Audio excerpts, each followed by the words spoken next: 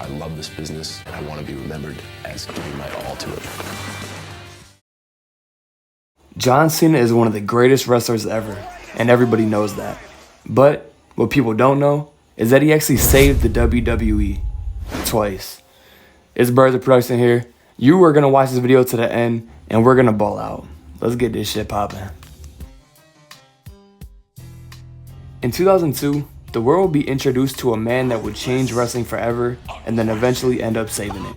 John Cena. He didn't look special here. Well, maybe he did, depending on your meaning. But he would go on to be crucial to the company. After the Attitude Era, guys like Stone Cold, Shawn Michaels, and The Rock all left. The WWE were panicking, but they would find their next top star, Brock Lesnar. He was young, hungry, and a generational athlete. He won the WWE title and main evented at WrestleMania within a year. But all that shit wasn't sweet, because in 2004, Brock was gone. He got burnt out. What the hell does WWE do now? Well, insert John Cena. John Cena picked up all the brass rings and knocked every ball out of the park. In 2005 and 2006, John Cena was the guy. He saved WWE at that point, but that's not even what this video is about. You see, in 2007, the biggest tragedy in WWE history happened. Chris Benoit murdered his wife and his son, and eventually himself. The WWE was cooked. The WWE had been losing steam already since a lot of big stars left, and then this tragedy completely shook WWE's core. But from the ashes, a phoenix would arise, and that phoenix was John Cena, from the concrete who knew that a flower would grow. John Cena made it his absolute mission to put the company on his back and ride it out till the end. I need a female with this type of Cena loyalty, bro. But the thing that really separates the good from the greats is it's not only about what you do in your profession, it's about what you do outside of it. John Cena would completely bring the goodwill back. Make-a-wishes, meet and greets, Kid Choice Awards, all these things he did was all overtime and extra work. He didn't have to do any of this, but he did it. I'm not gonna lie, don't cancel me, but at one point in my life, I was gonna fake being a special ed kid just so I could meet him, alright? But don't tell anybody I said that though. But yeah, all his good charity work and good character work, it was a good recipe for success, He built a crazy bond with the youth that can never be replicated. But now that you know the context, let's look back into his career. This beat make me want to start rapping. Hold on, no. But John Cena would start as a pretty bland babyface that didn't resonate with the fans. That boy was gonna get fired. But Stephanie McMahon would hear him freestyle on a bus, and he was incredible at it. Shortly after, the Doctor of Thugonomics was born. This is when Cena really showed off his mic skills and character work. I don't care how technically gifted you are at something, if someone has a crazy mouthpiece, they'll get access to special spots and positions. Everybody loves a good talker. But through this character, Cena showed the world he was much more than a rapping mid-carder. In 2005, everything changed. At WrestleMania 21, John Cena would beat JBL for the WWE Championship, and the Cena era was in full effect. On June 6th, 2005, John Cena would be drafted to Raw, and this is when it really kicked in. John Cena brought in the Spinner WWE Championship, and I heard it was the highest selling title of all time. But that's the thing about Cena. He was too good with sales and money that they didn't want to change anything. But during that time period, John Cena would drop his album. Dog, this album was nuts, and that bit went platinum. This album sold over 140,000 copies his first week. That's like Future levels of sales. That's nuts. But John Cena is the only rapper ever to get a platinum album and just dip. He actually took it seriously and it paid off. I'm a big rap head, so let me put y'all onto the bangers. The time is now, obviously. Flow Easy Goes Dummy. Bad Bad Man is hard. If It All Ended Tomorrow is a great storytelling song. But the best song on the album, the song that went platinum in my crib, is Right Now. I'm saying this with a complete straight face. Right Now is one of the best feel-good songs of all time. I'm standing on it and I'm stamping it. But a lot of people don't know he actually made some songs with Wiz Khalifa for 2K15. And they're not that bad. They should have never let Cena sit with Wiz Khalifa. But yeah, it's like everything Cena touched turned to gold. The Spinner, the You Can't See Me emote, his theme song, his album, it was like he could do no wrong. That was until a little later, but we'll get into that. 2006 was a big year for Cena. He would have his legendary feud with Edge. This feud started when Edge cast in on Cena after he won an Elimination Chamber match, and boy were we in for a treat. But at WrestleMania 22, he faced Triple H and he got booed badly. Nonetheless though, he retained against Triple H. When he got booed here, it was alarming, but it was nothing compared to the boos he got next. John Cena versus RVD at One Night Stand 2006. What words do I even use here to describe this? This was like LeBron's first game back at Cleveland after going to the Heat. And now that I mention it, LeBron and Cena are a perfect comparison. I'll dive into that later. But Cena would get one of the most aggressive and hostile reactions in wrestling history. Imagine winning the lottery in front of like 20 crackheads at the gas station. That was basically what this was. But RVD would get the win after a familiar foe would screw him over. Edge. But that was going on inside the ring. Let's go out of the ring. So in 2006, John Cena would get the lead role in The Marine. This movie brought in $22 million on a $15 million budget. Cena would get paid $280,000 for this. And I ain't trying to pocket watch though, my bad. But I remember watching it when I was young, but I don't know if it still holds up. But in the trailer though, bro was hitting reverse spin kicks, choke slams, jumping out of burning buildings. Like, I ain't never seen him do this type of shit. This is the real Super Cena right here. But now we go to 2007. A lot of people think 2007 is Cena's best year in WWE, and to be honest, I don't blame them. He had 2 classics with Shawn, one at Mania and one at Raw. He had an unexpected banger with the Great Khali, my dog. I'm gonna make a Khali video because I don't care what anybody says, he was tough. When his theme song hit and he pulled up to the scene, it was raps. But he would also retain in the legendary Fatal 4-Way match against Shawn, Randy, and Edge at Backlash. They don't run matches like these anymore, man. But Cena would also face Lashley and Randy, and he ended up retaining against both of them. Everything was going great. Until Cena ran into Mr. Cursity. But I don't know what type of witch Mr. Kennedy pissed off, but bro, he was haunted. But the two had a match and Cena tore his pec.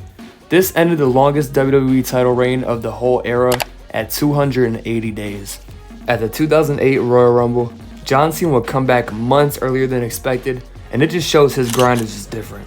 But if you ask me, 08 Cena is like the last year Cena was like this. Cena just felt like Cena. After this year, he fully went to the kid demographic, but he kind of had to. That's the continuous battle I have when I'm defending Cena. He became corny, but if you're the face of a billion-dollar company, you gotta do what you gotta do. All these sponsorships and money were just flying at them because of Cena. Take a look at his shirts. John Cena has like 20 best-selling shirts, and he's number 2 on the bestsellers list on WWE Shop, which is pretty surprising because Stone Cold has that one iconic shirt for real, but it is the best shirt ever, so I get it. But how the is Bliss on that list? Good for her. But I just realized Cena probably had so many relationships with the female wrestlers too. I know for sure he had one with Mickie James. Why am I wee-wee watching? Alright, anyway, Cena from 2008 to early 2009 would largely stay the same, but we didn't see a change till like mid-2009. In 2009, John Cena's next movie would come out, 12 Rounds. Cena was just a printing press for the WWE. He was on the covers of all the games and he always showed up. His schedule had to have been the most grueling schedule in history. But yeah, for the movie, it has the same type of vibe as The Marine. The plot is Cena inadvertently got a dude's girl killed, and the dude kidnaps Cena's girl and puts him through 12 rounds to get her back. A guy like me is letting her go and making some cereal, kicking back, and putting out some Drake and Josh. But that's just me. That's probably why I don't get females. Alright, anyway, Cena would end up actually putting someone over in Sheamus. But this is the year. So everybody always asks, why did Team Nexus lose to Team WWE? I finally have the answer for you, and I'm going to spell it out for you. APPEALTOTHEKIDS. Appeal to the kids. The power within. Yeah. Why am I the way I... Alright, yeah man, it's simple. They wanted the kids to be happy, and the Nexus were the biggest threats to John Cena. Literally ever. Because there's no other way this makes sense. This was it.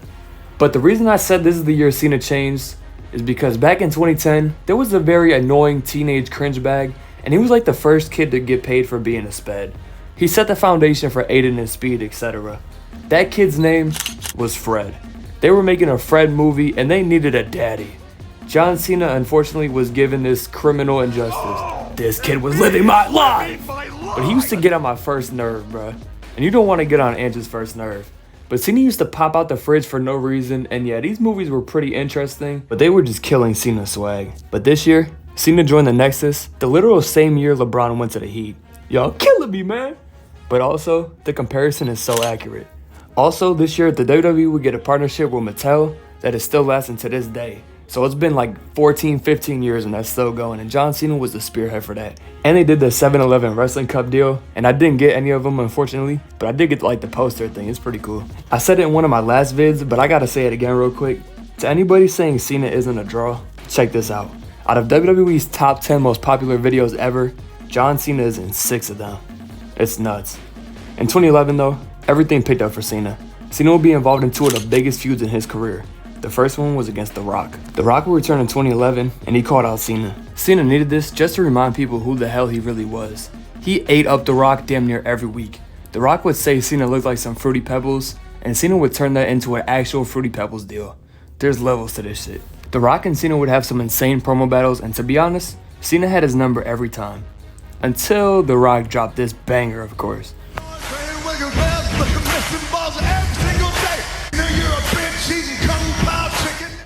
That shit was tough, I don't care. But anyways though, this would lead to their match at WrestleMania 28. This is the most hyped up match ever. It literally became a meme of when 2 forces collide. But also at the time, it broke a record for being the highest grossing live event in WWE history, pulling in $8.9 million. It just keeps adding to Cena's catalog at this point. But as we all know though, Cena would lose this match, but he got it back in blood the year after. This is the era where Cena was getting turned on hella though. The pictures with the anti-Cena fans, and that's the thing though. Cena is really just a very diverse figure. To this day, there's people that just can't let it go. They still despise this man. But when you're at the top, and you're the top guy and you don't change your character, people are gonna hate you. But Cena was just too good in his role to turn heel. And with Cena, he's top 5 in damn near every category you could think of. Mic skills, top 5. Merch seller, top 5. Catalog of matches, top 5. Made WWE the most money, top 5. Theme song, top 5. It's insane. And by the way, I think either Cena or Stone Cold made Vince the most money ever, so there's that. Seriously though, do you know how many people got into wrestling and stayed because of Cena? But the best thing about Cena is, he's the hardest working wrestler ever easily. But let's get back to wrestling. Cena would have his legendary feud with CM Punk. Over the years, I always thought Punk killed him on the mic, but rewatching, Cena was spitting facts. When he's not on his patriotic July 4th CNN Bin Laden reporting, that boy can cut a promo. He said something along the lines of, CM Punk only wants change when it benefits CM Punk. Which I don't care if you love Punk or not, that was 100% true. But everybody got brainwashed into hating Cena because of these fat marks online. The real ones never folded. But when Cena was out there though, it felt like a huge event. And at Money in the Bank 2011, it was amplified by 10 times. But once again, Cena lost. That's the thing nobody brings up. Cena lost almost all of his biggest matches. It's nuts. Cena was like the main character of WWE though, because also at this time, WWE would drop a show called Total Divas. This show is probably the reason I still don't trust females to this day. Everybody thought Cena was a crazy, power-hungry robot, but bro, the shit the Bellas were doing to this man would drive anybody crazy. Check this out. Nikki Bella would be wilding out while Cena was working, and she was getting pedicures with Dolph Ziggler. Which, by the way, was her ex. Dolph, I take back everything, you dirty macking fuck. Team Cena didn't need you. But nah, these storylines are just crazy, bro.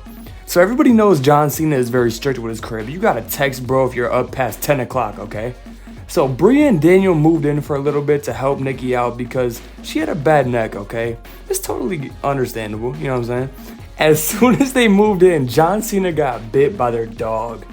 Yo, this was hilarious, bro. He was about to kick that little mutt to the curb, no exceptions. But that wasn't even the worst part. The next day, they started plotting. These hillbillies start poking holes in his grass for the dog that bit him. If he pulled a Benoit here, I wouldn't have been shocked, I gotta be real. But not for real though, these guys were all Looney Tunes. But this is a good transition to the next topic, Make-A-Wish. John Cena has the record for Make-A-Wishes at over 650 wishes. John Cena met hundreds of dying kids. A guy like me looks at stuff outside the box, okay? Everybody always asks, why doesn't John Cena want kids? But something could happen once and it could be traumatic. This guy met over 600 dying kids. Nikki, I'm sorry baby, I wouldn't want kids either if I saw all that. But you know how females be, they try to change men. But let's go back to the ring. So in 2012, Cena would find himself in another major feud with Brock Lesnar. It just kept getting crazier for Cena.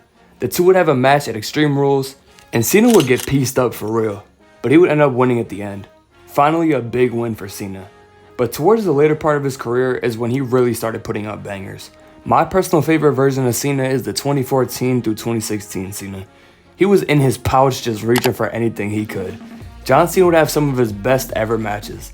Let's start with Team Cena versus The Authority. This match really started Cena's legendary match run in my opinion. This match had every plot twist and every turn you could ask for, and at the end, Dolph would clutch up and Sting would finally find his way to WWE. But now we get to 2015. 2015 is arguably Cena's best year ever. To start off the year, Cena will be involved in a legendary triple threat match with Brock and Seth. This match is so incredible, it's a huge car crash that never slows down. Brock would come back in and win after going God mode, like bro, he was getting teamed on so hard. But anyways, next up was WrestleMania 31, Cena versus Rusev. And this match is where Cena downloaded the new moves pack and just randomized the hell out of his moveset. I've watched many Cena matches, I've seen him pull out pop-up power bombs, suicide dives, RKOs, and stuff like that. But when he pulled out a springboard stunner, I was floored. I didn't even know what to do anymore, like he was the greatest human ever created. But Cena would end up beating Rusev for the title, which sucked for Rusev, but it was great for everybody else. Cena would then proceed to elevate the entire division and have straight bangers with everybody. Matches with Stardust, Cesaro, Dean, Sammy, the list goes on and on. Someone from NXT would try and use Cena as a stepping stone though. Kevin Owens would come up and make a name for himself. Owens did the impossible and he beat Cena in his main roster debut. They would have another match and Cena would get his win back. After this, Cena would get into a feud with Seth and honestly, it was kind of confusing. They would have a match at SummerSlam and I was going to say that he put Seth over, but I'm not counting that. There was a Jon Stewart interference and yeah, it was just kind of weird. But yeah, John Cena's last full year in WWE would be 2016. But the last feud I want to talk about is John Cena versus AJ Styles. Their 3-match trilogy might be the best trilogy in wrestling history for me. Every match felt special and huge, and people use this term a lot, but this was a real dream match. And somehow, they all delivered. These matches were so good that AJ still hasn't topped them to this day. But honestly, someone has to say it, AJ's WWE run has been super underwhelming past 2017. AJ is easily one of the best wrestlers ever, but he has just felt like a random guy. But anyways, this was like the last of Cena in WWE. He would have some matches here and there, but at Money in the Bank, he announced his retirement tour. I was sad as hell, I can't lie. But Cena's after WWE tenure, I don't really mess with the Hollywood shit. Like I saw him in dresses and on stages naked, like that's not the Cena I know. I don't even know who this guy is anymore. But yeah man, this debate will go on forever, but I promise I don't care, John Cena saved WWE. If you compare pre-PG Cena and Cena in PG, it's crazy. But if you didn't know, WWE is a product of its environment and it adapts to what society is doing. Look at every WWE era and it matches what society is doing every single year. It's nuts. I compare everything to WWE because it really shows how the world works. Politics, boxing, sports, everything works like WWE. Everything is rigged, dog, I'm telling you. But yeah, man, if WWE didn't have Cena back then, I feel like WWE would have been done. But there it is. I feel like a lot of people still won't give him his due, but when you combine his work ethic, schedule, mainstream appeal, loyalty, charity work, and classics in ring, I don't think anybody is close to him. But let me know what you guys think. Did he save WWE, or am I exaggerating? We're taking over this YouTube shit, so subscribe and join the ride. I'm out, man. Peace. Cause I'm John Cena, recognize.